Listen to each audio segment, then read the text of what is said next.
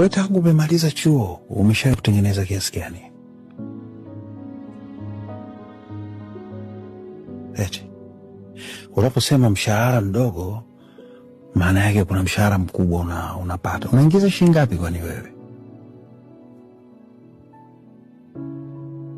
Nataka kujua, pengine labda nakosea. Mwenzetu unaingiza kiasi gani? Zaidi ya kukaa hapa na kukimbizana na masufuria, unaingiza nini wewe? Lakini baba, hata hivyo au kama mshahara kadogo sana. Ipi inakutosha? Una utaalamu gani?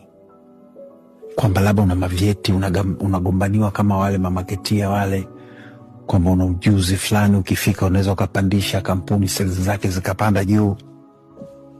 Umemaliza chuo unapata favor tu, mpaka utafute mtu referee upate kazi, unasema mshahara hauwezi kutosha.